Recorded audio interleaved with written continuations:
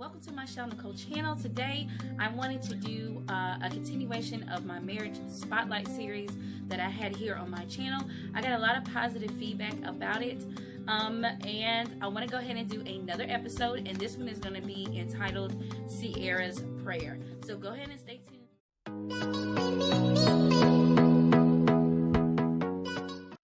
As I stated in my intro, today's topic is going to be Ciara'S Prayer. Now, if you're not familiar with the R&B singer, actress, model Ciara, she is a entertainer basically, and she married Russell. It's not Russell Westbrook, Russell Wilson, I believe. If I did not get that right, let me know down in the comments, but I'm pretty sure it's Russell Wilson.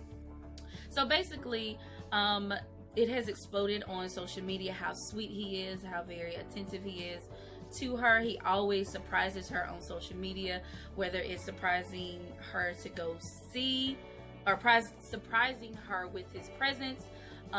If he's supposed to be somewhere else, he'll fly to go see her, and everybody is up in arms about what was Ciara'S. Me wanting to do this topic is that I saw the Facebook series, the Red Table Talk or Red Talk Table, the one with Willow, Jada, and her mom. They have a series on Facebook where they discuss various issues, and I thought it was very telling of their relationship, how she answered the question, what was your specific prayer? Now, she did not divulge her specific prayer, but she did talk about the things that we as women need to look for in our future spouses. Myself, I did not have a Ciara prayer. However, the mate that I was sent, which is my husband, is such a puzzle piece match for me. You know how when you look in the box and you're looking and you're looking and you're looking, and you really don't know where that final piece is, and did it come in the box? What did I miss something? What happened? And then you finally found that piece and it just clicks, like it just goes perfectly. And that's basically what Ciara explained about her husband. That that kind of touched me was how she responded to the question, as I mentioned before. And I think a lot of us want the answer, like, what specifically did you pray for? What was it that gave you this perfect person? A lot of us are not even in a position to get that perfect person.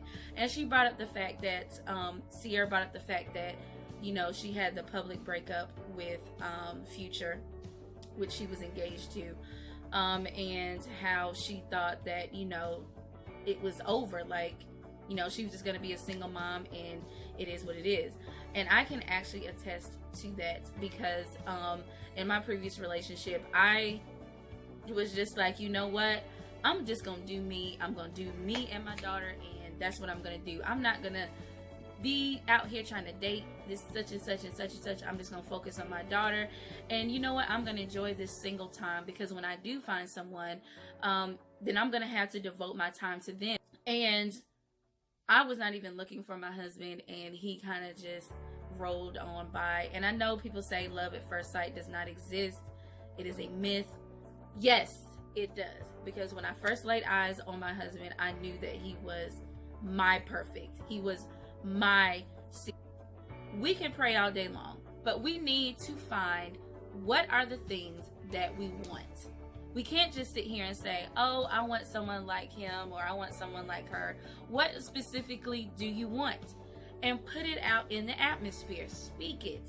I want somebody that's creative. I want somebody that doesn't have kids, or I want somebody that loves his kids, or I want somebody that is stable financially. Are very, very similar. That's why I got so much out of the talk. My husband met me when my daughter wasn't just over 1 year old, And I set guidelines, I set boundaries. I told him, you know, not to call me past a certain time, because I'll be, I mean, not past a certain time, but before a certain time, because that's when I'm getting my daughter ready for bed, and that's when we're doing story time, bath time, and I didn't want him and our discussions to come in between that time I had with my daughter. So he respected that. He respected it to the T. I think 8 o'clock was my time where I'd say, you know, you can call me after 8 o'clock. And we kind of just blossomed from there. A lot of our conversations were not about sex. A lot of our conversations was about what the world is, what we think, what our goals are, what do we want, where do we want to be in 5-10 years. And I'll tell you, a lot of people dog Steve Harvey, but his book, How Act Like a Woman, Think Like a Man, or Act Like a Lady, Think Like a Man.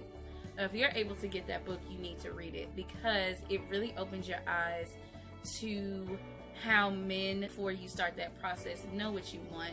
And that is my main topic for this video today. Know what you want. Because if you don't know what you want, you will fall for anything. And that has been the truest statement that I could ever share with you. If you don't know what you want, or you don't know what you stand for, you'll fall for anything, because, oh, that looks interesting, oh, that might be good, oh, that might be what I want. But if you know what you want, then those things will not faze you. Nope, that's not what I'm looking for. And those signs that these men and these women are letting you see, you'll see as red flags, instead of saying, oh, well, maybe it was just that person for that particular situation. No, this is what that person truly is. But yeah, that's what I wanted to share with you in this episode of the Marriage Spotlight. So let me know what you think. Let me know what your specific your goals are when it comes to your marriage, or your before fiance stage, and let me know specifically what you're looking for. And yeah, let me know down in my comment section. And yeah, thank you so much. If you are new to my channel, if you like what you see, go ahead and subscribe, and leave me a comment, share, do all of that. Don't forget to hit that notification button so you can get more videos of mine. And yeah, thank you so much. Until next time, love always.